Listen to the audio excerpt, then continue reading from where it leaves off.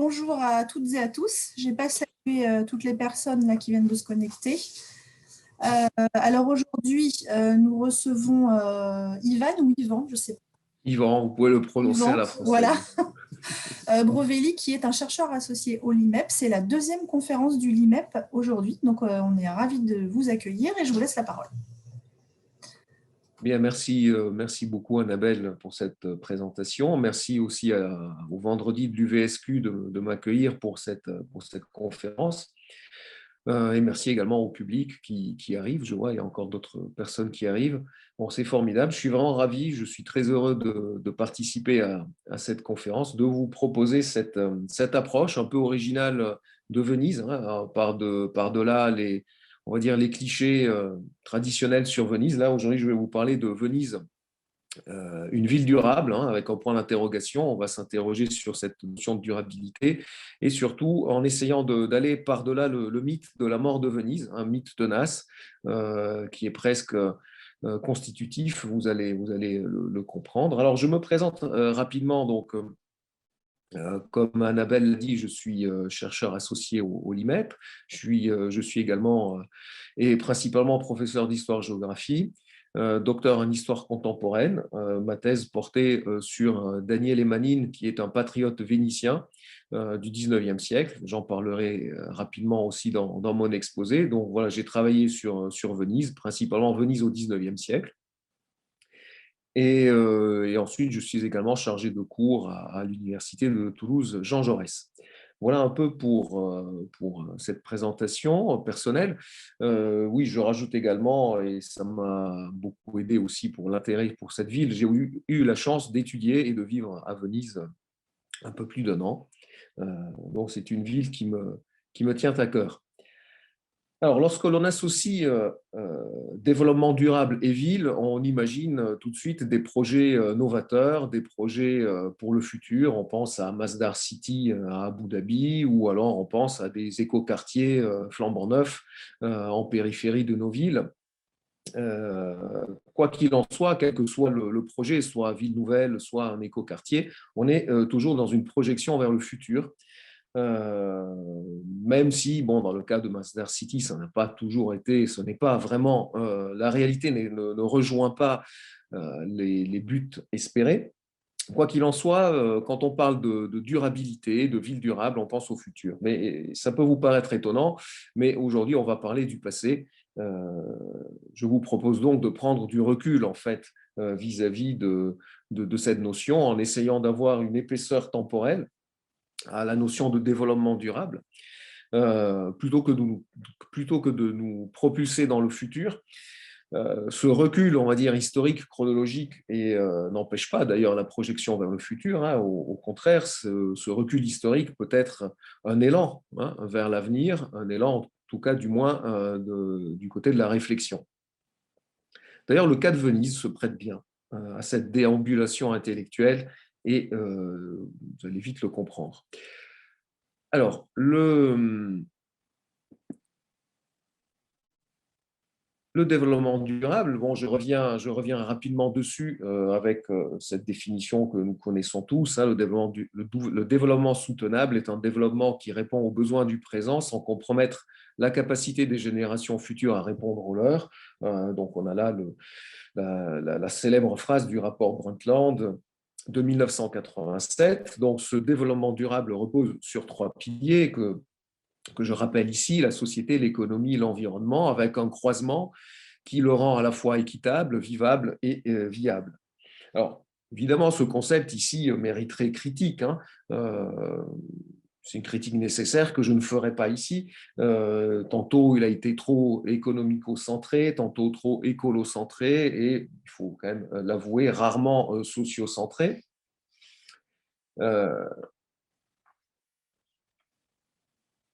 D'autant plus si on avait à faire une critique, il faudrait peut-être davantage critiquer le mot développement et tout ce qu'il renvoie plutôt qu'encore autre chose. Ce serait une critique préliminaire. Mais bon, peu importe. D'ailleurs, ici, je vais surtout m'attacher au terme durable, durabilité. Et je vais en retenir une définition, on va dire que qui est la suivante, c'est-à-dire la capacité d'un modèle politique, économique et social à perdurer dans le temps en prenant en compte le paramètre environnemental. Et si on la définit comme ça, cette durabilité, Venise est un cas intéressant, devient un cas intéressant, car la préoccupation environnementale s'impose dès la fondation de la ville. On ne peut pas fonder une ville sur des îles dans un archipel lagunaire sans prendre en compte ce paramètre-là.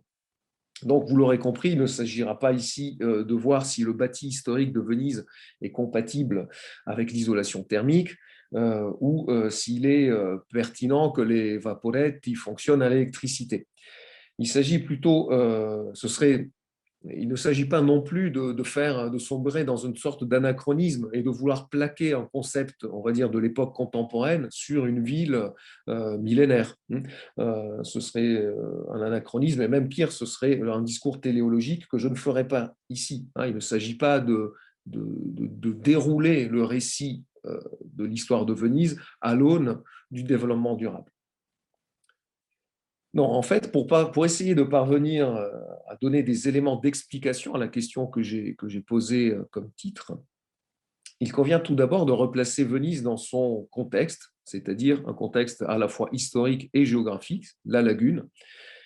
Il faut en comprendre l'équilibre originel. Excusez-moi, je vais essayer de vous afficher la suite. Voilà.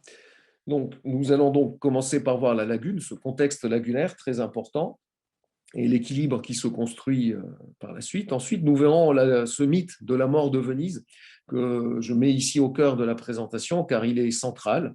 Il y a la mort avérée, il y a les morts annoncées.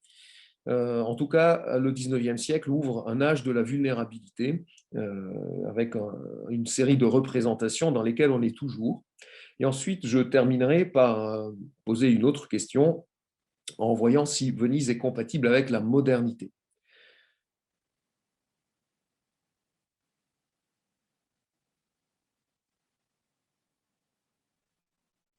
Alors, normalement, Venise, vous avez cette image en tête. Alors, j'ai repris volontairement celle qui était sur l'affiche de la conférence d'aujourd'hui. Bon, une image de carte postale, une image bien connue, mais je vais vous demander de faire l'effort d'oublier cela et de vous projeter plutôt dans ceci. Quand on parle de Venise, il faut prendre en compte l'ensemble de la lagune. L'eau n'est pas quelque chose qui sépare, c'est quelque chose qui relie. C'est la première chose qu'il faut comprendre lorsque l'on aborde Venise. L'eau fait partie, elle est partie intégrante de l'espace urbain. Alors cette lagune, c'est le début de l'histoire de Venise au 5e siècle après Jésus-Christ. Les populations du nord-est de l'Italie, face aux incursions et aux installations des peuples barbares, les Huns, les Goths, et puis en dernier les Longobards, décident de se réfugier dans la lagune. Donc la lagune est d'abord un refuge.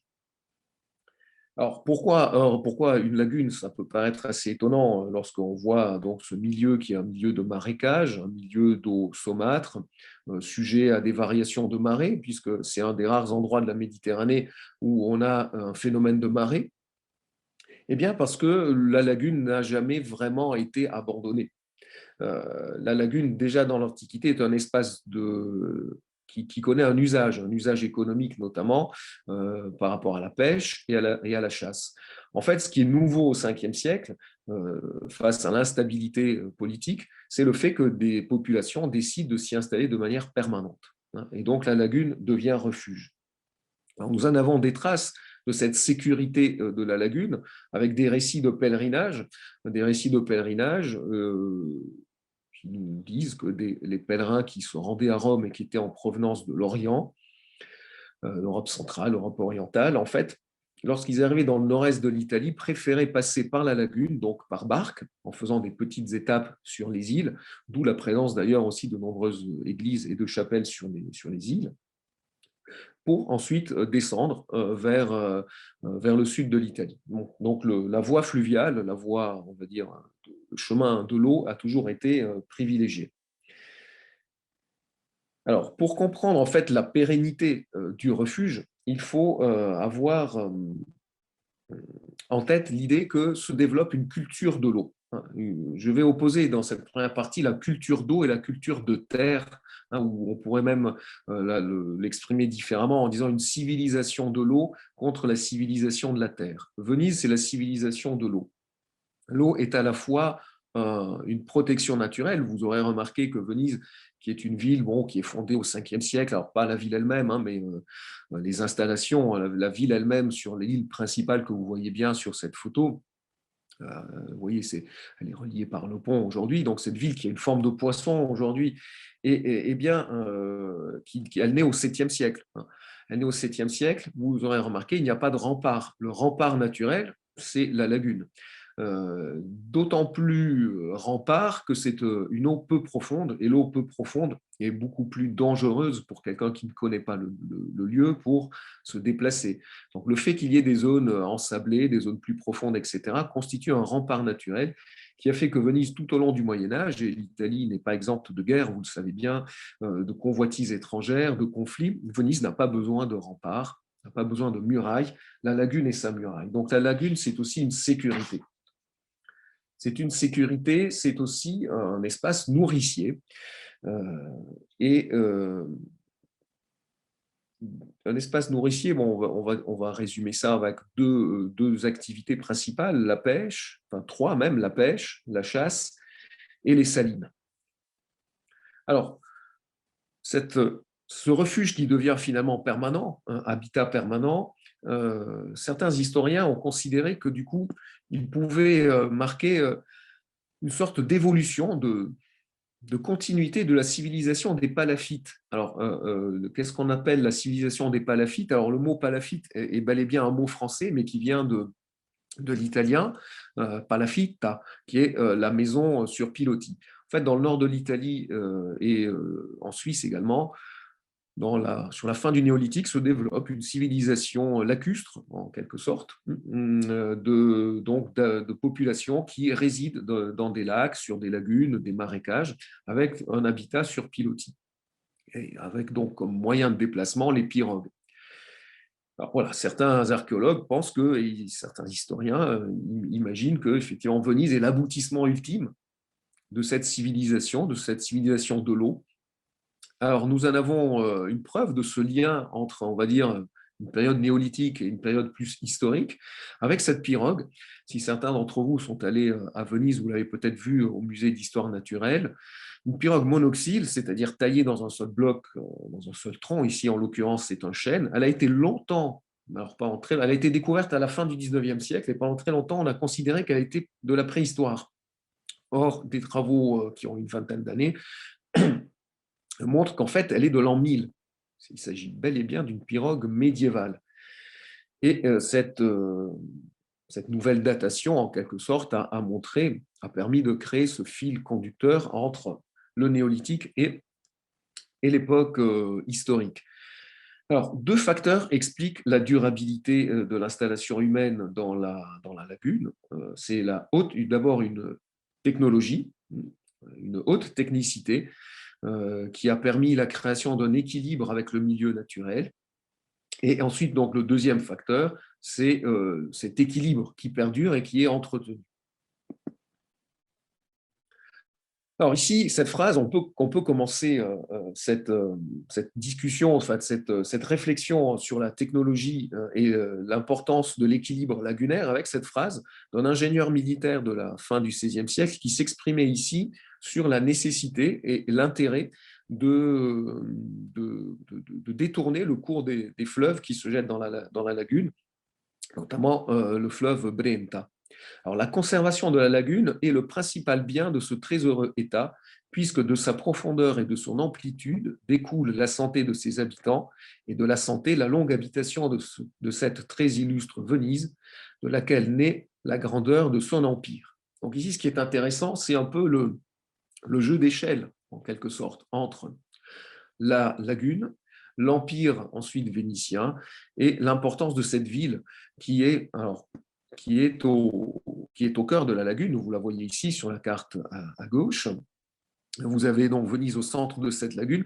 Et il sous-entend ici, Savorgnan sous-entend en fait que si l'équilibre de la lagune est maintenu, la solidité de l'État et comment dire, de l'État vénitien est établie, et que de ce fait, Venise est capable d'une expansion, une expansion à la fois politique et économique surtout. Alors, les cartes que je vais vous présenter sont extraites d'un livre que vous voyez ici en bas, La Laguna di Venezia, qui a été coécrit par les auteurs dont je vous ai mis le nom et qui a été publié en 2007 et qui est un travail très intéressant justement sur cet équilibre entre l'environnement, le milieu et l'homme. Alors, la technologie, vous allez me dire, oui, la technologie à Venise est très importante, la technicité. J'en profite au passage pour vous rappeler que Venise n'est pas construite sur des pilotis comme on l'entend souvent, hein, c'est faux. Il y a des pieux qui sont enfoncés dans le sol, dans le sable, hein, qui constituent les îles sur lesquelles est bâtie Venise. Voilà, ce sont ces pieux en bois qui font, on va dire, qui créent le quiproquo. Hein. Ce ne sont pas des pilotis, mais bien des pieux enfoncés dans le sol pour stabiliser les fondations. Technicité aussi, parce que vous avez aussi toute une sorte des techniques de construction qui nécessitent une certaine légèreté. Vous aurez remarqué qu'à Venise, si vous y êtes rendu, les fenêtres, il y a beaucoup de fenêtres sur les façades. C'est pour permettre de rendre la structure plus légère, et ainsi également les murs extérieurs sont de plus en plus fins au fur et à mesure que l'on monte dans les étages. Bon. Je vais plutôt vous parler d'autres aspects techniques qui sont plus liés à l'équilibre et à la lagune. Vous avez par exemple, alors ici vous avez l'étendue de l'Empire vénitien, pour terminer cette discussion sur la citation précédente. Donc vous voyez que Venise, à la fois l'eau ne sépare pas, l'eau relie non seulement à l'intérieur de la lagune, mais également en Méditerranée. Voilà, je pense que vous voyez mon curseur. Vous voyez ici l'étendue maximale, hein, de l'Empire vénitien, avec, à partir de la deuxième moitié du XVIe siècle, l'expansion plutôt terrestre, qui va d'ailleurs voir l'avènement d'une civilisation, d'une culture de la terre plutôt qu'une culture de l'eau. Alors voilà, ici aussi, je voulais également vous montrer cette carte hydrographique de la lagune de Venise pour vous montrer l'importance des canaux, les canaux naturels à l'intérieur de celle-ci, qui sont autant de voies de navigation et de circulation de l'eau. Alors, les vallées de pêche. C'est de cet aménagement dont je veux vous parler maintenant, qui me sert à la fois à montrer une certaine technicité et en même temps un respect de l'environnement. Parce que on pourrait me rétorquer que le fait qu'une cité du Moyen-Âge, de l'époque moderne, ait une empreinte écologique faible va de soi, dans la mesure où on est encore dans une phase de développement qui n'est pas celui de la révolution industrielle, certes, mais ce n'est pas une empreinte écologique ou un lien à l'environnement par défaut, c'est-à-dire par manque de capacité à le transformer. Au contraire, ici, il y a une véritable prise de conscience à Venise dès le départ. Et je veux vous en donner deux exemples. Le premier, c'est celui des vallées de pêche. Et le deuxième, ce sera celui du langage, hein, notamment en parlant d'aphorisme. Alors, les vallées de pêche sont en fait un système d'aquaculture extensive mis au point par les Vénitiens et qui a donné naissance à un certain nombre de paysages que vous voyez bien ici. Le principe, c'est de faire parvenir dans la partie nord de la lagune. Alors, celle-ci, c'est la carte des vallées de pêche présentes aujourd'hui. Alors, vallée de pêche, le mot vallée vient ici du latin valum, qui signifie terre-plein, digue. Rien à voir avec la topographie, hein, que ce n'est pas au sens commun du terme. Donc, en fait, il y a un phénomène naturel qui fait que les juvéniles, les poissons juvéniles remontent la lagune ici et passent l'été dans la partie, on va dire, l'interstice entre la zone de terre et la zone lacustre. Ils passent l'été dans ces zones où l'eau est chaude, où la nourriture est abondante, ce qui permet leur développement.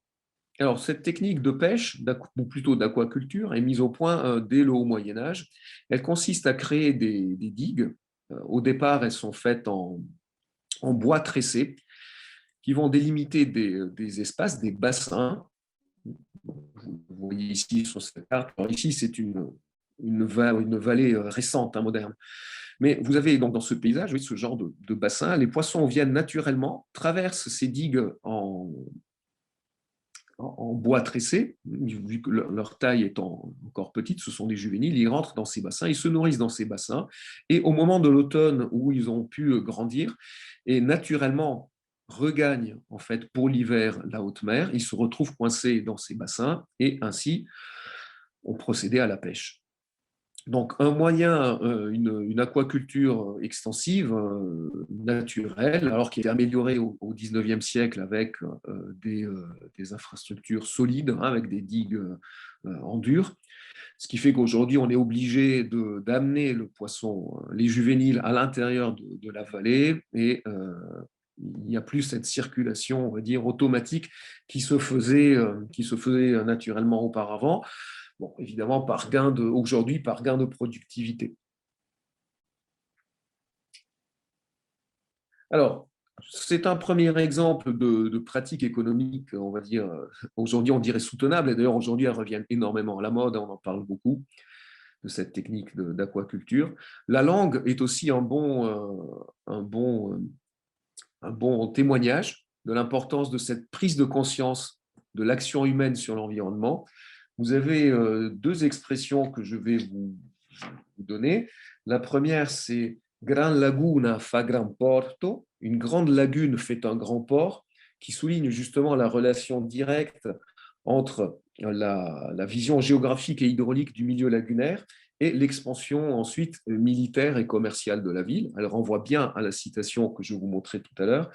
Et une autre expression un peu plus courante, un palo fa palude, un pieu fait le marais, soulignant ainsi l'importance accordée au moindre aménagement. On pourrait d'ailleurs la traduire par chaque geste est important. Et un aphorisme qui montre ici la prudence, le sens de l'équilibre dans l'aménagement. Une autre preuve de cette prise de conscience du maintien d'un équilibre avec l'environnement, on le retrouve dans l'appareil administratif et législatif. À Venise existe un organisme qui s'appelle le magistrat des eaux. Alors, c'est une structure collégiale, c'est une structure collégiale qui voit le jour en 1501 et qui est constituée de plusieurs personnes qui ont pour objectif de surveiller, de planifier tous les aménagements hydrauliques. Et ces personnes avaient une réunion obligatoire hebdomadaire sur convocation du Doge, ce qui signifie bien que l'aménagement est au cœur, ou vraiment au cœur, de l'appareil d'État. Car ces aménagements impliquent aussi, vous l'aurez compris, la présence et l'existence d'une bureaucratie, donc d'un État. Alors, le magistrat des eaux a disparu en 1797. L'appellation ressurgit en 1907 avec comme émanation en fait du ministère des Infrastructures et des Transports italien, et il a disparu en 2014 suite au comment dire, au phénomène de corruption lié à l'installation du MOSE, le MOSE, le système de pales dont je vous parlerai tout à l'heure, qui sert en fait à réguler l'entrée de la lagune. Alors, à partir de la deuxième moitié du XVIe siècle, se mettent en place des logiques plus de terre, où on va essayer d'une part de délimiter la lagune, où aussi le centre d'intérêt va être davantage porté sur du développement agraire à l'intérieur de la Vénétie. Enfin, les derniers aménagements les plus importants ont lieu au XXe siècle avec la création, ici vous le voyez, de Porto Marghera, qui est un des plus grands ports industriels aujourd'hui d'Italie, enfin surtout dans les années 60-70, avec comme conséquence notamment la création en fait, on va assécher, on va remblayer des bassins avec le produit des excavations pour la création du port. Donc, ce qui va amener des perturbations considérables dans l'équilibre originel lagunaire. Alors, ici ou sur cette carte, vous avez une évolution de Vous avez une évolution du processus, vous avez la lagune en 1713. Alors, en vert, donc vous avez ici, on appelle ça des barènes, mais en français, on appelle ça des laits. Ce sont des, des espaces qui sont tantôt couverts par l'eau, tantôt dégagés par l'eau, au gré des marées. Et donc, vous avez ici, avec la création de ce canal qu'on appelle le canal des pétroles, canal du pétrole qui relie l'Adriatique au port, avec l'élargissement ici des bouches d'entrée, vous avez une perturbation importante avec un flux maritime de plus en plus important et avec la création de ce que les spécialistes appellent un cratère qui dénature considérablement l'équilibre originel, transformant la lagune davantage en un golfe plutôt que dans quelque chose où on a des logiques davantage liées au fleuve. Alors maintenant que nous avons posé ce premier point, en montrant qu'effectivement il y a une tradition, il y a une historicité d'un rapport équilibré à l'environnement, nous allons voir les morts avérées et les morts annoncées autour de Venise. Alors, il y a une mort avérée, c'est celle de la Sérénissime en 1797, avec le traité de Campo Formio, le 18 octobre de l'année 1797. Bonaparte termine sa campagne d'Italie en signant un traité de paix avec l'Autriche, donc le traité de Campo Formio. Il entérine l'installation française dans la péninsule italienne et met un terme à la guerre avec la première coalition contre la France qui était dirigée par l'Autriche, avec un don, un cadeau fait effectivement à l'Autriche par le biais de cette République de Venise. En fait, Bonaparte occupe Venise. Alors, ça avait suscité un certain espoir de la part de certains Vénitiens pour une modernisation, une entrée dans la modernité de la ville de Venise, mais absolument pas. En fait, Bonaparte livre Venise et ses possessions à l'Autriche. Alors, ça paraît étonnant puisque Venise ne faisait pas partie, elle s'était bien gardée de se coaliser contre la France, elle reste neutre, donc normalement elle n'aurait rien eu à craindre de cette avancée française en péninsule italienne, mais le général Landrieux, qui était un agent secret au service de Bonaparte, crée un appel du Grand Conseil de Venise aux habitants de Vérone à s'insurger, à se révolter contre la garnison française. On va dire, le subterfuge fonctionne, la population se soulève, on compte 400 soldats blessés, 400 soldats français blessés, et on crée ainsi le prétexte à l'occupation de la Sérénissime République et à son démantèlement. Ainsi Bonaparte peut donner à l'Autriche un gage de sa bonne foi dans le cadre des tractatives de paix. Alors, ça, c'est la mort avérée. La République de Venise se meurt, disparaît avec un traité.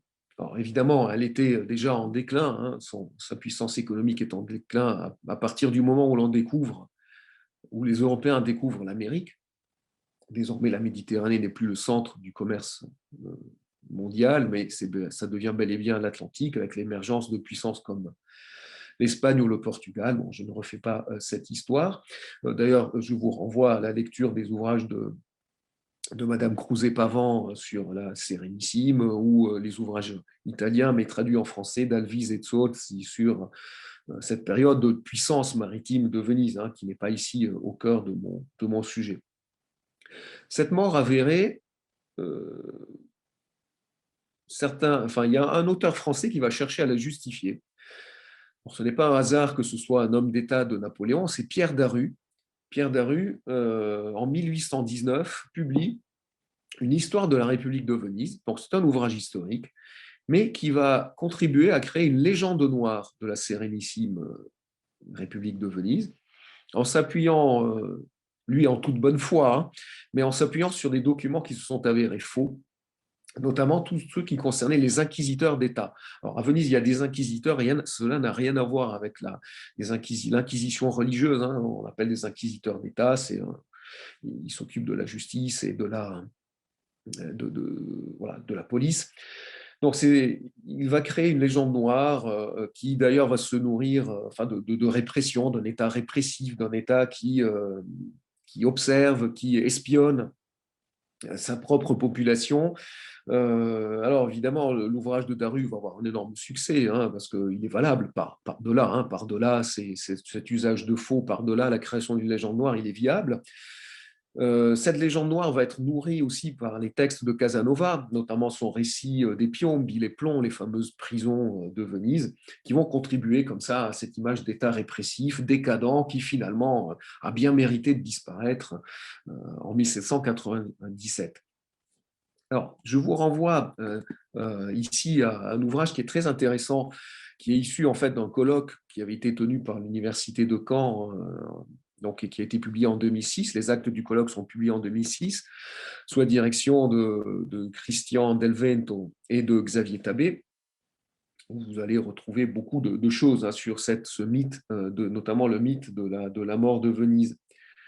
Alors, la mort de Venise est ensuite, comment dire, un mythe que vont construire les auteurs romantiques.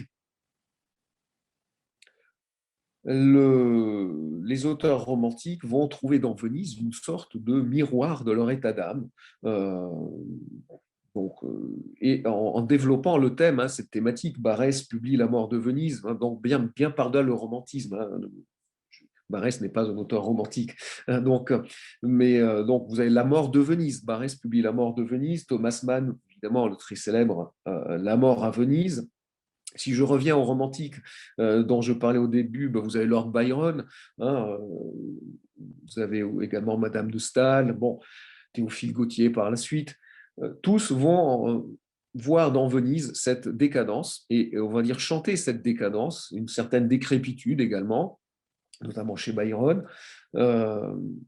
mais également l'auteur romantique va trouver dans Venise, en quelque sorte, le reflet de son état d'âme, notamment celui de la mélancolie. On le retrouve dans le roman Corinne de Madame de Staël. En fait, ce mythe d'une Venise décadente, romantique, donc morbide quelque part, hein, où la thématique de la mort revient systématiquement, il faut l'inscrire dans un contexte plus vaste, dans un phénomène plus vaste, qui est celui de l'italophilie que connaissent la France et le Royaume-Uni au tout début du XIXe siècle.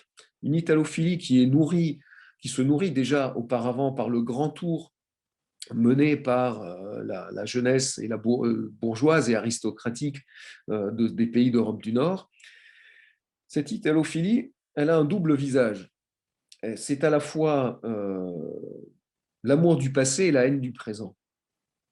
L'amour du passé parce que ces voyageurs, souvent ces intellectuels, ces écrivains vont être fascinés par en fait, le passé de l'Italie, à commencer par l'Antiquité avec l'Empire romain, mais également les villes de Florence, de Pise, de Venise, donc, hein, au Moyen-Âge, et vont vouer un véritable culte hein, à cette Italie, tout en dénonçant, tout en dénigrant aussi l'Italie du présent, hein, de l'heure présent, de cette Italie qui est en fait soumise aux puissances étrangères, notamment l'Autriche, qui est soumise au pouvoir temporel du pape dans l'Italie centrale, et vont donc, autant ils vont louer, chanter la beauté du passé de l'Italie, et autant ils vont dénigrer le présent en disant que les Italiens de leur époque ne sont pas à la hauteur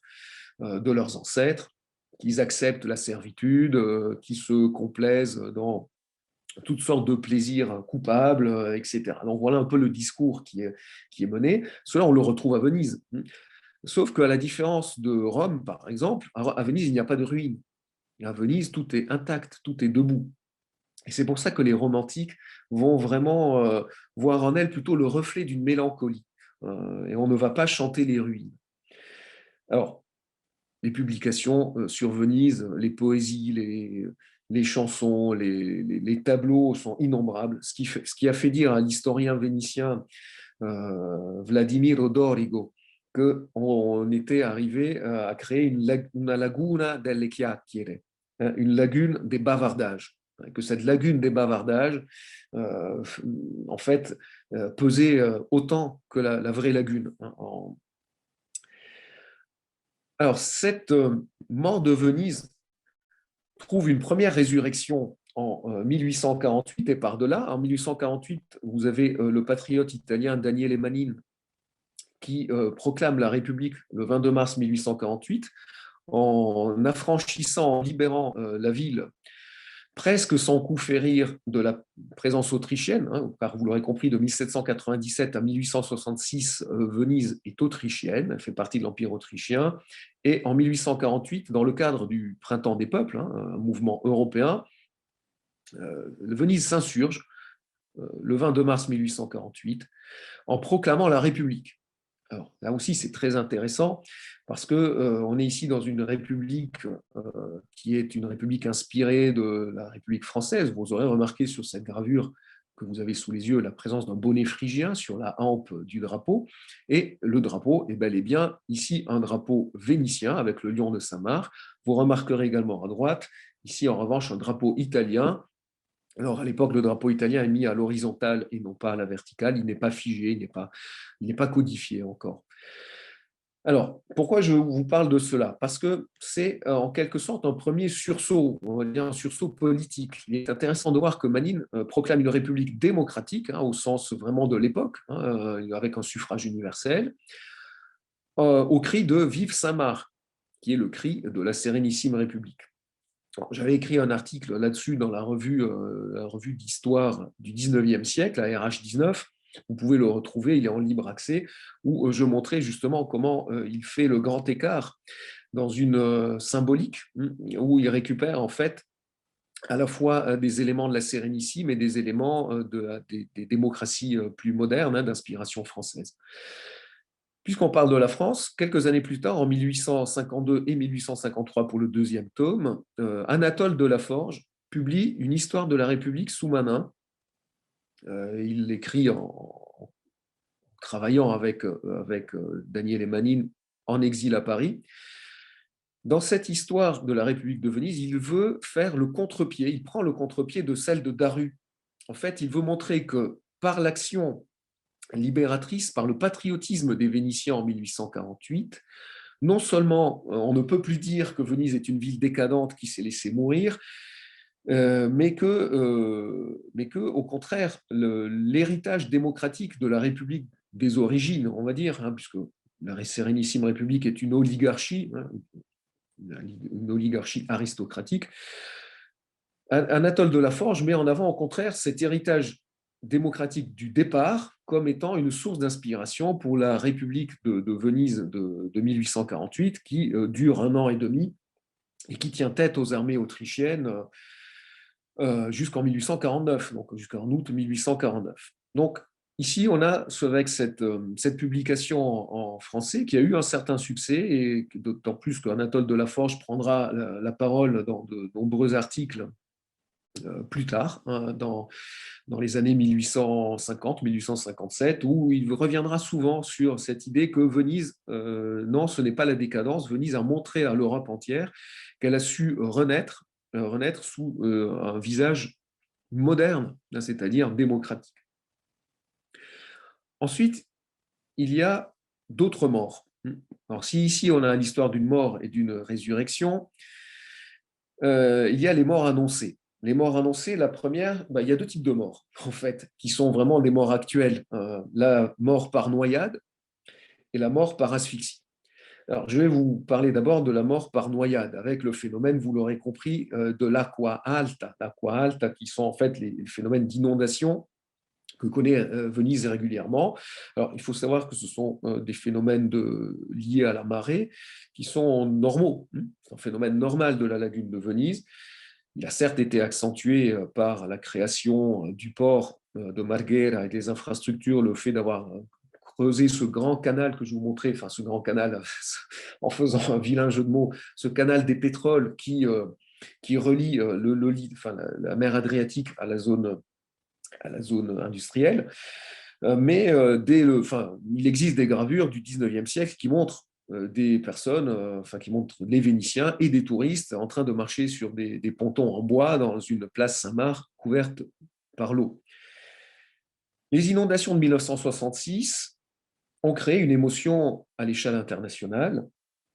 Ça a donné naissance, par exemple, à la publication en 1971 du livre de Rolé Andrian et de Colin Lacoste, Sauver Venise. Ça a eu un côté positif, cette prise de conscience de cette grande inondation, la prise de conscience que Venise mérite d'être protégée. Ça a donné naissance à une loi spéciale en 1973, une loi spéciale de la République italienne qui sauvegarde le milieu lagunaire, on en reparlera. Mais il faut faire attention aussi aux images de ces phénomènes d'inondation et le traitement médiatique qui souvent a véhiculé des représentations fausses et qui ont la vie dure. Lorsqu'on annonce à la télévision, par exemple, une aqua alta de 1,10 m, avec l'image de la place Saint-Marc couverte par l'eau, qui ne connaît pas Venise imagine que dans toute la ville, on a de l'eau jusqu'aux cuisses, ou jusqu'au bassin, selon la taille de chacun. Or, la mesure se réfère à la hauteur de marée. Ce n'est pas la hauteur d'eau en ville. Si on a 1,10 m annoncé d'aqua alta, en fait, ça veut dire que seulement 10% de la ville est couverte par l'eau sur une dizaine de centimètres ou plusieurs dizaines de centimètres. On excède rarement les 20 centimètres. Mais ces représentations, ces images contribuent à nourrir l'idée qu'il y a une lutte contre l'eau, que la marée est un fléau qui menace l'existence même de la ville et le fait même qu'elle puisse être vivable. Si on reprend 1966, qui est un peu l'inondation emblématique, en 1966, dans le nord-est de l'Italie, il y a des dizaines de morts liées à ces inondations. Et elles ont lieu aussi à Florence. Vous savez, Florence aussi, ce mouvement pour sauver les tableaux à Florence. Bon, ça concerne toute l'Italie. Mais dans le nord-est de l'Italie, il y a une dizaine de morts. À Venise, il n'y en a aucun. Il n'y a aucun mort, même si la ville n'était pas du tout préparée. Seulement des dégâts matériels. Alors voilà, ça c'est depuis cette époque, depuis 1966, on annonce la mort de Venise.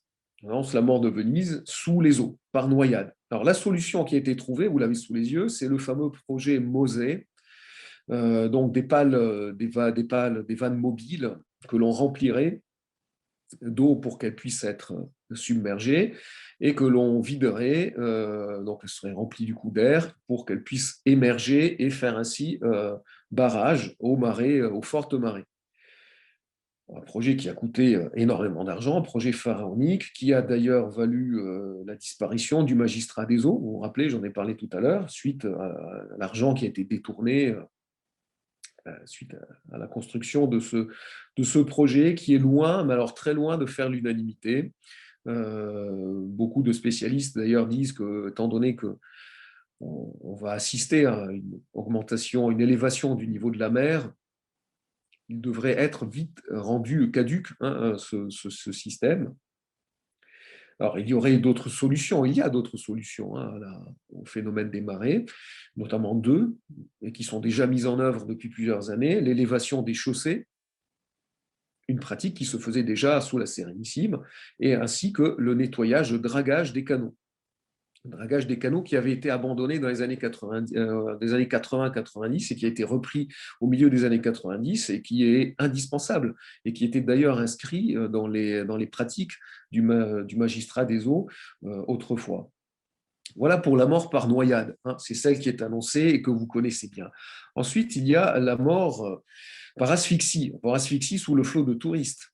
Alors, il y a deux ouvrages ici intéressants auxquels je me suis référé et auxquels je vous invite à lire. Le plus ancien, c'est Les espaces du tourisme et des loisirs sous la direction d'Edith Fagnoni, notamment l'article de Nassima Baron, La contestation de la saturation touristique à Venise et à Barcelone, occasion de relance des politiques urbaines. Et ensuite, un ouvrage plus récent qui est paru l'année dernière et qui est de Giacomo Maria Salerno, per una critica dell'economia turistica, pour une critique de l'économie touristique, Venise entre muséification et marchandisation. Alors un ouvrage qui va être très probablement, enfin même c'est sûr, il va être traduit en français l'année prochaine, enfin cette année, il va sortir en français, si tout va bien, et nous aurons la chance, j'espère, d'avoir l'auteur dans un de nos séminaires au LIMEP pour justement nous parler de cet aspect de Venise. Alors, le tourisme de masse à Venise, je ne vais pas m'étendre ici parce que c'est quelque chose que vous connaissez, qui est bien documenté. C'est entre 25 et 30 millions de touristes par an, ce qui fait un ratio pour un habitant, 570 touristes, ou au minimum c'est 1 pour 400, donc ce qui est quand même assez important. Il n'y a pas de décompte officiel du nombre de touristes, c'est pour ça que ma fourchette est assez lâche. Il n'y a pas, la mairie, la municipalité ne compte pas les touristes, notamment les journaliers. Or, ils sont très nombreux, les touristes journaliers, à passer juste la journée. On ne les compte pas parce que si on commence à communiquer sur un chiffre tel que 30 millions de touristes, c'est énorme. Ça ne donne pas envie de s'y rendre. Vous avez certainement vu le documentaire qui a été diffusé il y a maintenant plusieurs années sur Arte, hein, qui comparait Barcelone, Venise, Dubrovnik par rapport à leur tourisme de masse et les dangers et les problèmes que cela soulevait. Alors, les solutions pour éviter l'asphyxie et donc le fait que la ville devienne simplement un parc à thème, hein, et non plus une ville. En juillet 2020, le maire a proposé l'installation de tourniquets à l'entrée de Venise et d'un pass, un pass en fait électronique sur smartphone, hein, avec une application pour accéder à Venise. Donc, on réserverait l'entrée à Venise, on passerait le smartphone sur le tourniquet et on pourrait rentrer. Donc évidemment, ça fait suite à une décision qui a été votée par le conseil municipal en 2019, c'est-à-dire mettre un péage à l'entrée de Venise que les visiteurs devraient payer. Alors ce péage n'a pas été mis en pratique puisque l'année dernière, il y a eu donc la crise de la Covid. Donc, bon, pour l'instant, ce n'est pas acté, ce n'est pas une réalité, c'est acté, mais ce n'est pas une réalité. Et en mars 2021, donc là c'était il y a 2 mois, le gouvernement italien a décidé d'interdire l'accès, le passage des paquebots dans le bassin de Saint-Marc. Donc vous avez ici sur la couverture du livre cette image. Donc interdiction désormais et obligation pour ces navires, pour ces paquebots de croisière de mouiller non pas sur le port dans Venise, mais le port à côté du port industriel, donc à Marghera. Et à terme, il est prévu qu'il n'y ait aucune navigation de ce type de bateau dans la lagune historique, mais il devrait passer plutôt par le canal du pétrole. Évidemment, la vue est beaucoup moins jolie, je vous l'accorde, par ce genre de trajet. Mais voilà en tout cas des solutions à voir désormais. Pour l'instant, évidemment, ça ne porte pas à conséquence vu les confinements et la Covid, mais bon, une affaire à suivre, celle-ci. Dernière partie, car je vois que l'heure tourne et il faut conclure, il faut aborder ce troisième volet. Venise est-elle compatible avec la modernité du coup? Car vous l'aurez remarqué, le projet industriel a causé des torts à l'équilibre lagunaire et le choix de l'économie, le choix économique d'un tourisme de masse entraîne une asphyxie de la ville elle-même. Alors, Venise est-elle compatible avec la modernité? Alors, modernité, j'utilise ici le mot, mais avec des pincettes et avec des guillemets. Je vous renvoie au travail de Christophe Charles sur ce concept. Hein. Son livre s'intitule Discordance des temps, une brève histoire de la modernité, qui est paru en 2011. Il y a un autre ouvrage aussi très intéressant, d'Emmanuel Furex et de François Jarige, La modernité désenchantée, relire l'histoire du 19e siècle français, un livre qui est paru en 2015. Alors, pourquoi je prends autant de précautions avec ce mot? C'est un néologisme qui apparaît tout d'abord pour désigner les avant-gardes esthétiques et politiques des années 1830-1850, avant de s'étendre à tous les domaines de la science et de l'économie. Pourquoi je prends des pincettes? Parce qu'il renvoie au mythe du progrès et à ces deux écueils, c'est-à-dire un discours téléologique et un jugement de valeur. Discours téléologique, pourquoi? Parce que l'histoire irait dans le sens du progrès, la fameuse marche au progrès. Bon, on voit ce que ça a donné. Hein. Et ensuite, ce jugement de valeur qui voudrait que puisque c'est moderne, c'est bien. Donc, un mot dont je me méfie, je dirais même que c'est un leurre, mot de modernité. Le fascisme aussi, à son époque, était très moderne. Et d'ailleurs, Dieu sait s'il a cultivé le modernisme, hein, le fascisme. Donc voilà, je le dépouille, mais je l'utilise quand même en le dépouillant ici de son historicité. Je le prends seulement dans son sens courant, d'accord, qui renvoie donc, comme le précise le Larousse, à ceux qui appartient, qui renvoie au mot moderne, donc à ceux qui appartiennent au temps présent et à une époque relativement récente. Il s'oppose en cela au mot ancien. Voilà. C'est dans ce sens-là que je le prends, tout en ayant à l'esprit que modernité renvoie à toutes sortes de choses. Venise est-elle compatible avec la vie d'aujourd'hui? Alors, d'abord, il y a une tentation. Il y a la tentation de la patrimonialisation, la tentation finalement d'entériner la fin de l'histoire. Pour reprendre un article de Mario Isnenghi qui lui-même paraphrasait Francis Fukuyama, comme quoi l'histoire se serait arrêtée en 1797 et ce serait bien comme ça. C'est le dilemme vénitien en fait. Vivre normalement ou conserver son patrimoine. Foscolo, Ugo Foscolo, un grand auteur italien, écrivait dans son non moins célèbre ouvrage I Sepolcri en 1807. I Sepolcri, on peut le traduire par les tombeaux. Vous voyez, on renvoie encore cette idée de la mort de Venise. O italiani, avete un passato grandioso, abbeveratevi a questo. Ô Italiens, vous avez un passé grandiose, abreuvez-vous à celui-ci, hein, nourrissez-vous de celui-ci. Alors, évidemment, lui, il voulait entendre par là que les Italiens avaient à s'inspirer d'un passé glorieux pour constituer une fierté nationale et construire une nouvelle nation. On est dans la rhétorique de l'unité italienne, dans ce qu'on appelle le risorgimento. Mais cette grandeur du patrimoine reçu, c'est en fait aussi un héritage, ce patrimoine. Ce passé donne en héritage un patrimoine, et ce patrimoine, en fait, la tentation est facile, elle est naturelle et normale de vivre de l'héritage, en fait. Vivre en faisant fructifier le patrimoine, vivre de rente. C'est le choix qu'a fait Venise. Mais cela a un contre-coup quand même important, c'est-à-dire que le Vénitien n'est plus un Vénitien, c'est-à-dire citoyen à part entière d'une ville vivante, mais un gardien. Gardien du patrimoine, voire pire, gardien de musée. Un patrimoine que l'on pense pouvoir faire fructifier à travers le tourisme. Un tourisme, alors c'est une mentalité, hein, en fait. Cette mentalité de rente, de vivre de rente, ça apparaît au XIXe siècle. Et finalement, aujourd'hui, on est toujours sous l'influence de cette rente, hein, de vivre de rente.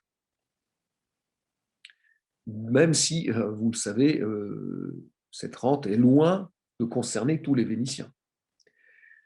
Bon, voilà, il faut avoir cette idée. C'est un dilemme vénitien, hein. Est-ce qu'on garde la ville figée et c'est un musée à ciel ouvert, ou alors on en fait une ville à part entière? Ensuite, par modernité, est-ce que Venise a été capable de survivre à sa chute politique? A-t-elle pris le train des transformations liées au progrès du XIXe siècle? Eh bien, la réponse est évidemment oui, hein. L'histoire ne s'arrête pas en 1797. Dès 1846, Venise se dote d'un pont de chemin de fer qui est ensuite doublé en 1933 par un pont routier. Venise cesse d'être une île. Elle est reliée à la terre ferme et à Mestre par ce pont. Toujours dans le domaine des transports, vous allez être étonné, mais Venise est une ville pionnière de l'aviation. Dès 1913, on a l'implantation d'une base d'hydravion militaire.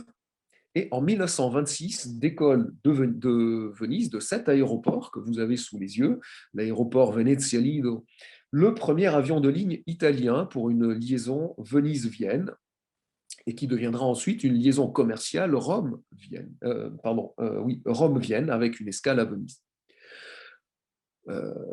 Cet aéroport existe toujours, hein, c'est l'aéroport Nicelli. Vous voyez, on voit c'est C'est le seul aéroport en Italie qui soit resté dans sa configuration comme ça. Il date donc de celui-ci de 1926, hein, sa configuration Art déco, avec sa piste en herbe, hein, vous la voyez bien. Et c'est un véritable monument historique hein, aujourd'hui. Alors aujourd'hui, il a été racheté, on ne sait pas trop. Alors il héberge l'aéroclub de Venise. Bon, on se pose encore la question du bâtiment. Qu'est-ce qu'on peut en faire, restaurant ou bien musée, etc. Bon, c'est encore en discussion. Dans un autre domaine, le domaine touristique, Venise, voilà, pardon, voilà, dans le domaine culturel, Venise a également créé énormément et n'a pas attendu de vivre de son patrimoine. En 1895 a lieu la première biennale. Hein, la biennale Mostra Internazionale, pardon, la biennale Prima Esposizione Internazionale d'Arte della Città di Venezia, première exposition internationale, qui a toujours cours, que vous connaissez tous, et qui a été créée sous l'impulsion de Riccardo Selvatico, qui est le poète et maire de Venise entre 1890 et 1895. Ensuite, c'est aussi la Mostra de Venise. La Mostra de Venise, créée en 1932, sous l'impulsion de Giuseppe Volpi, qui est un entrepreneur vénitien, une figure très importante de la Venise fasciste. Je vais vous en parler maintenant, et même au-delà. Hein. Donc, le Festival de cinéma de Venise, la Mostra de Venise, que vous connaissez également, bon, voilà, fait de Venise une capitale culturelle vivante, hein, où on expose des nouvelles créations. Ensuite, Venise, d'un point de vue économique, c'est aussi la volonté de créer un pôle industriel, et vous l'avez ici, la Nouvelle Venise et la Vieille Venise sont la même chose. Venise doit être la capitale de la Vénétie, elle ne peut être coupée du progrès. Si j'ai un mérite, c'est bien celui d'avoir voulu que la Venise industrielle palpita d'une activité moderne, qu'elle naquit sur la terre ferme pour qu'elle ne puisse jamais gâcher notre Venise. Alors, Giuseppe Volpi donc, est à l'origine de la création de Porto Marghera qui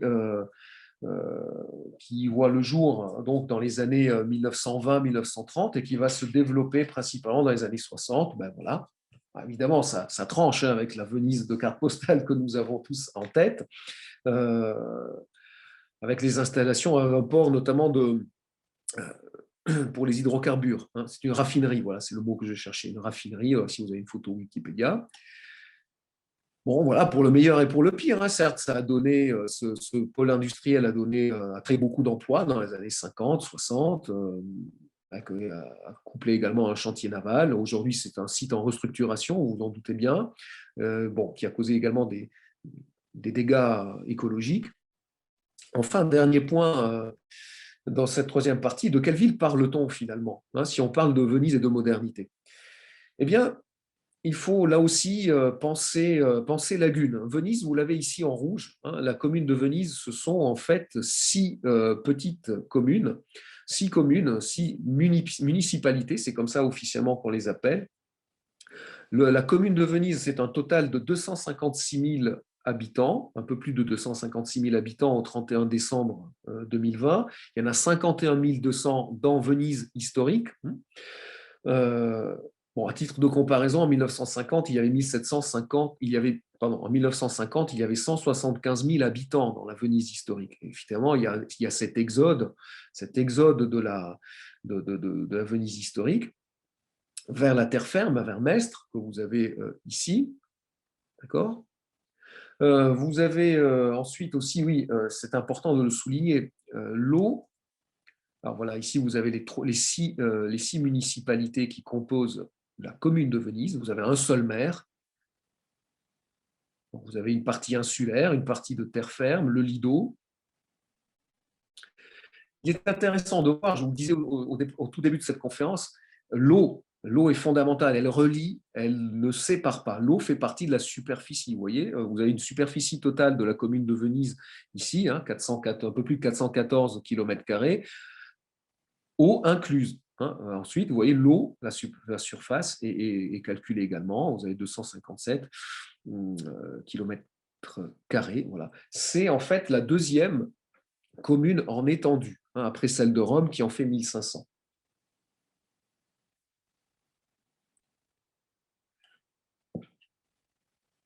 Alors, vous pensez que le centre de Venise, c'est la place Saint-Marc? Eh bien non, le vrai centre de Venise, c'est celui-ci. C'est cette place, Piazza Ferretto à Mestre. Il est là, le véritable centre de la ville de Venise. Ça nous permet de voir aussi, de comprendre l'importance de Mestre, donc la ville de terre ferme. Alors, certaines mauvaises langues disent que nous avons la plus belle ville du monde, Venise, à côté de la ville la plus moche du monde, Mestre. Alors ici, on a le centre, hein, historique de Mestre, qui au début du 19e siècle avait quelques milliers d'habitants. Aujourd'hui, c'est une ville beaucoup plus importante. Euh, la relation entre Venise et Mestre ne date pas d'aujourd'hui. Aujourd'hui, vous avez plein de personnes qui travaillent à Venise mais qui habitent à Mestre. Hein, la majorité des personnes, c'est ça. Mais le maire, d'ailleurs lui-même, actuel, Luigi Bolognaro, ne vit pas dans Venise. C'est le premier maire qui ne vit pas dans Venise, même dans la ville historique, mais sur la terre ferme. Euh, la relation, donc je disais, la relation entre les deux est déjà ancienne. Dès 1891, le journal L'Adriatico se plaignait des transports en commun bondés. Alors à l'époque, il y avait le tramway, il y avait le train, il y avait les bateaux, des transports en commun donc blindés de monde le jour de la fête de San Michele, de Saint-Michel, qui est la grande fête de Mestre et à laquelle se rendaient de nombreux Vénitiens. Donc, pourquoi je vous donne cet exemple? Pour vous montrer que cette relation interlagunaire, terre ferme et Venise, existe déjà depuis plus d'un siècle. Donc le vrai centre de la ville de Venise, c'est celle-ci. J'en veux, voilà, vous voyez ici, Piazza Ferretto est le cœur d'une aire bien plus vaste que Mestre, et c'est justement pour cela que le soir s'y retrouvent des milliers de personnes. C'est une phrase qui est extraite donc du plan d'urbanisme lorsqu'il était question d'aménager cette place. Voilà. Un autre ouvrage aussi, une citation tirée de cet ouvrage de Michele Casaline, un ouvrage vraiment très intéressant qui montre bien la complexité de Venise. Cette place est le centre de la métropole. Son caractère modeste mais élégant, après les travaux de réaménagement, l'absence de références historiques fortes de type monumental en font un lieu à partager, hospitalier, non exclusif et non discriminant. Ce qui fait qu'aujourd'hui, il y a aussi beaucoup de Vénitiens qui aiment se retrouver plutôt sur cette place que dans le cœur historique. J'en veux pour preuve, si vous prenez la partie destinée aux habitants de Venise sur le site de la commune de Venise, eh bien, qu'est-ce qu'on voit? Vous voyez vivre à Venise pour les citoyens, Piazza Ferretto. Vous n'avez pas Venise. L'autre centre de vie vraiment des Vénitiens, je crois que j'ai débordé le temps, je vais finir, je vais conclure, c'est Campo Santa Margherita, qui est là, donc dans Venise elle-même, hein, on est dans la Venise historique, mais c'est là que vous avez la vie, c'est là que se retrouvent les étudiants, c'est là que se retrouvent les Vénitiens. Nous allons conclure. Pour conclure, en fait, on va retenir l'idée qu'il y a historiquement l'idée d'un équilibre, d'une durabilité. Elle est inscrite dans le patrimoine génétique de Venise et il doit être donc aujourd'hui une source d'inspiration. Que parler de durabilité de Venise, c'est prendre en compte aussi des représentations anciennes, hein, issues de l'époque romantique, mais aussi plus récentes, issues de craintes liées en fait à la dégradation de l'environnement, mais des représentations puissantes, évocatrices, mais également contraignantes. Nous avons vu aussi que la modernité a amené un impact écologique fort, hein, avec une dégradation du milieu lagunaire. Mais surtout, je pense que pour conclure, pour concevoir la ville dans un avenir et la projeter dans un avenir, il faut vivre la ville et la penser telle qu'elle est réellement, c'est-à-dire un archipel. Il faut miser sur la complémentarité, sur la réciprocité des espaces urbains. J'utilise ici ce concept de réciprocité qu'ont mis en avant le géographe Xavier Desjardins et l'urbaniste Martin Vanier lorsqu'il parle de l'aménagement du territoire français, mais je trouve que c'est vraiment très intéressant parce que ça sort de cette idée de hiérarchisation où il y aurait la Venise historique qui serait la vraie Venise, la terre ferme qui serait en fait un avatar disgracieux qu'il faudrait presque cacher. Il n'y a pas de solution miracle hein, pour cette question de la durabilité de Venise. Il n'y a pas de solution miracle. La question est difficile, mais il y a une certitude, c'est sortir de la monoculture touristique. C'est une évidence. Des mouvements citoyens le prouvent actuellement hein, contre le tourisme de masse, contre la présence de grands paquebots. Et ça montre aussi que ces mobilisations citoyennes montrent qu'il y a effectivement encore des Vénitiens et des Vénitiens mobilisés et militants pour leur ville. Alors, merci de votre écoute et je m'excuse vraiment d'avoir débordé le temps et encore j'ai sabré. Merci beaucoup, Yvan. Alors, n'hésitez pas à poser vos questions. Soit vous prenez la parole directement, soit vous activez la petite main dans l'application Zoom, soit vous posez vos questions dans le chat. C'est comme vous voulez. Allez-y. On parle d'exode hein, de Venise, de la population vénitienne vers la terre ferme. Alors je lisais récemment, il y a un ouvrage qui est sorti en italien qui s'appelle « La Venise que j'aimerais, que je souhaiterais ». Et il y a un chercheur en sciences sociales qui s'appelle Gianfranco Bettin qui tenait dans cet ouvrage des propos intéressants. Il disait qu'il faut quand même relativiser l'exode. Il rappelait que dans les années 80, on pensait que dans les années 2000, il n'y aurait que 20 000 habitants dans Venise. Aujourd'hui, on est à, on va dire, apparemment les derniers chiffres pour décembre 2020, c'est 51 200. Certes, c'est rien à comparer aux 175 000, mais l'érosion n'a pas été aussi dramatique que prévu. Alors lui, il donne une explication, c'est que malgré tout, elle reste une ville vécue, une vraie ville. Comment il exprime ça? Je vais vous citer sa phrase. Il dit ouais, une vraie ville, malgré tout, habitée, vécue comme une communauté vivante, non un simulacre ou une réserve essoufflée et résignée. Voilà. Et un autre aussi disait que ce serait quand même le comble que Venise disparaisse dans la mesure où il considère que c'est Sergio Bettini qui expliquait que Venise est la ville la plus ville qui puisse exister. C'est-à-dire que dans la mesure où dans cette ville, on a dû construire même le sol sur lequel on l'a bâti.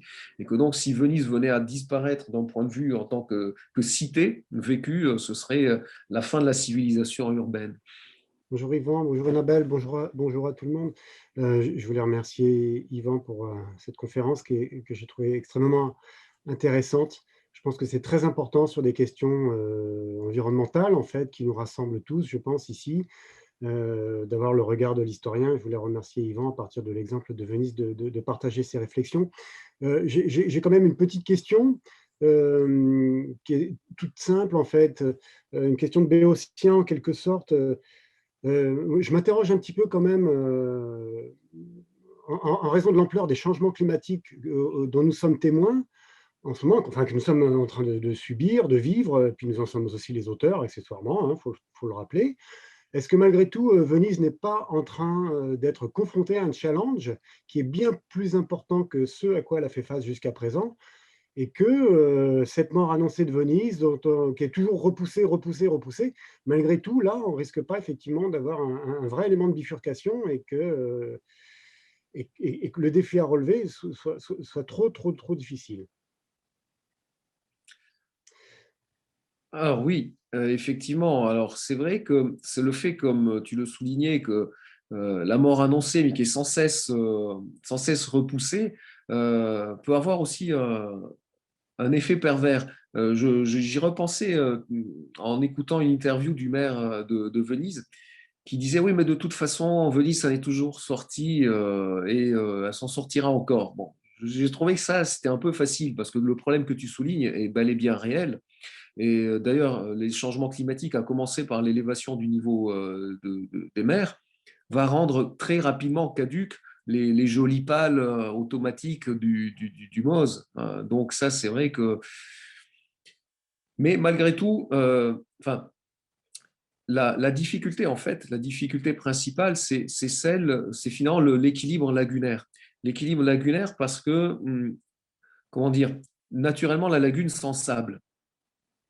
Naturellement, la lagune a des circulations, on va dire, de canaux naturels qui amènent une répartition des eaux, une répartition aussi des sédiments, qui font que ce n'est pas non plus une porte ouverte à la mer. Voilà. Le problème, c'est cette grande ouverture qui a été faite pour le canal des pétroles, qui engouffre la mer d'une manière beaucoup plus importante qu'auparavant. Et ça, c'est vrai que ça, c'est pour ça que les spécialistes parlent de cratères.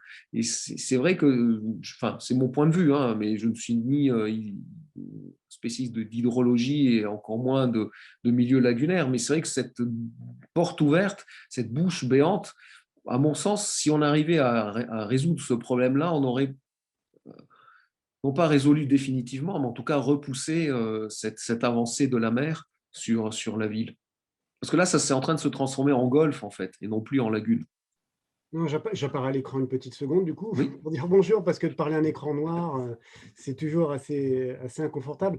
Oui, merci Yvan, oui, ça répond à ma question. En fait, de toute façon, on ne lit pas dans la boule de cristal, hein, exactement. dessus, mais c'est vrai qu'il y a des leviers sur lesquels il est peut-être possible d'intervenir, mais c'est toujours délicat d'engager des politiques publiques, surtout sur la question de ce canal pétrolier que tu soulèves. Bon, merci en tout cas.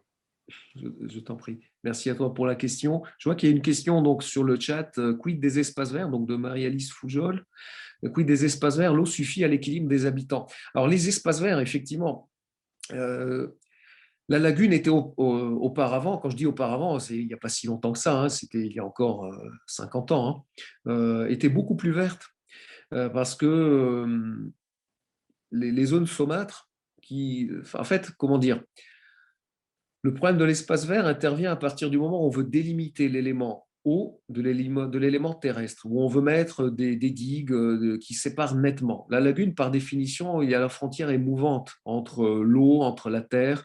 Donc, il y a une végétation qui normalement pousse, se développe, et qui aujourd'hui, du fait que les courants sont beaucoup plus forts à l'intérieur de la lagune, du fait aussi qu'on a créé des terre-pleins artificiels, souvent avec des produits polluants, hein, vous avez, il y a une perte de biodiversité notamment au niveau de la végétation. Oui.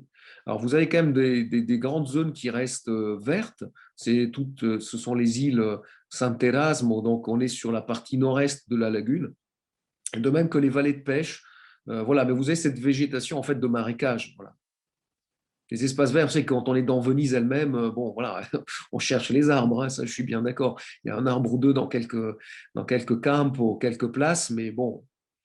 Alors quand on pense qu'autrefois, là ça renvoie au XVIIe siècle, XVIIIe, et encore un peu au XIXe siècle, au départ, les places de Venise on les appelle campo. La place de Venise, littéralement, c'est champ. Il n'y a qu'à Venise qu'on appelle, en italien, la place, c'est la piazza. À Venise, on appelle ça il campo. Il campo, c'est le champ, littéralement le champ. Pourquoi? Parce elles étaient couvertes d'herbe, en fait. Les places, c'était de l'herbe. Et bon, ça a disparu aussi. Mais voilà. Il y a Dalila qui veut prendre la parole. Voilà. Oui, bonjour. Bonjour Yvan, bonjour à toutes et Oui, à tous. bonjour Dalila. Bonjour, merci beaucoup Yvan pour cette présentation. J'avais une petite question sur la thématique du tourisme de masse. Donc, tu as évoqué ces mouvements citoyens, ces marches un peu anti-over-tourisme. Je me demandais si ces mouvements citoyens avaient un impact. En fait, il y a une politique du tourisme qui doit être revue à fond. Est-ce que ça avait un impact? Si on met ça aussi en parallèle avec le confinement et les effets que ça a eu positifs sur la lagune et qui confortent ces mouvements, voilà, est-ce qu'aujourd'hui, on voit des effets? Alors, il faut savoir que le maire actuel, donc, qui s'appelle Luigi Brugnaro, a été donc réélu l'année dernière, en 2020, dès le premier tour. Pourtant, bon, lui, il apporte des sorts. C'est un entrepreneur. Hein, c'est un entrepreneur. Il rompt une tradition qui s'était installée depuis une certaine dizaine d'années, où on avait plutôt des maires de centre gauche. Lui, c'est un entrepreneur au départ, mais il a été élu grâce à l'appui du centre droit. Alors souvent, les mouvements de contestation, les mouvements militants qui cherchent à défendre en fait le point de vue vénitien, etc., sont plutôt proches du centre gauche, mais pas tous, hein, pas tous. Il y a aussi des identitaires vénitiens qui sont assez particuliers puisqu'ils seraient pour une sorte d'autonomie vénitienne. Je ne sais pas enfin, un impact, oui, ils ont un impact parce que tous les Vénitiens s'accordent à dire que c'est impossible, hein, c'est juste impossible, quel que soit leur bord politique. Après, là où il y a débat, c'est sur les mesures. Voilà, c'est sur les mesures.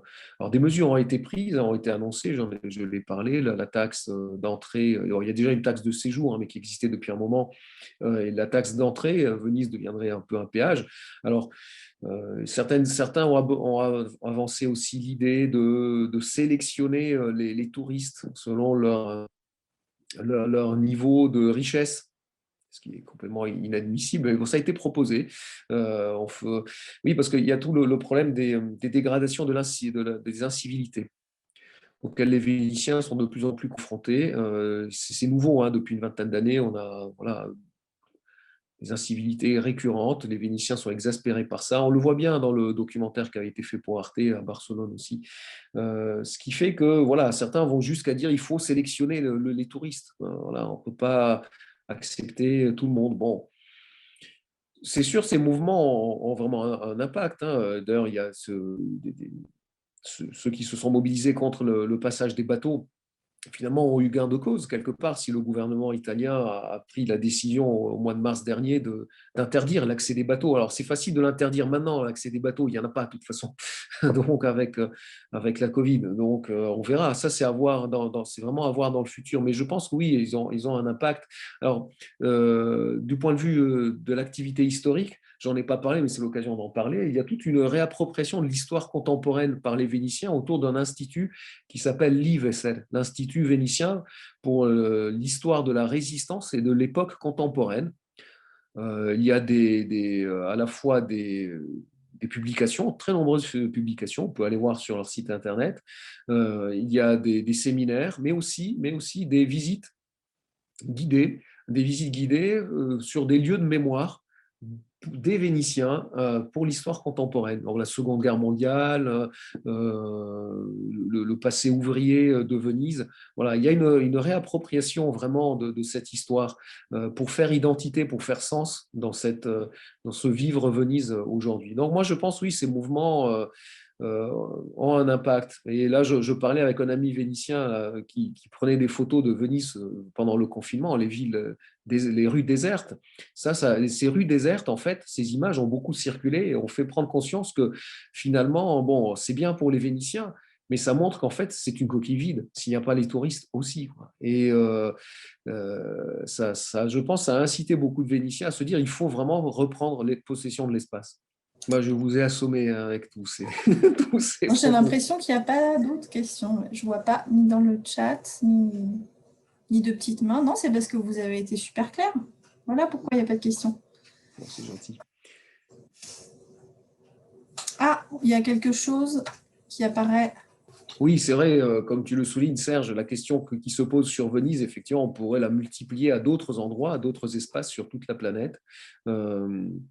Notamment tout ce qui est les zones humides, hein. Il y a d'autres zones humides sur notre planète, et c'est bien ces zones-là qui sont en première ligne des changements climatiques, hein, comme le rappelait aussi tout à l'heure Frédéric, c'est vrai. Bon, mais merci beaucoup de votre écoute. Mais merci à vous. Un grand merci. J'espère que ce n'était pas la dernière conférence.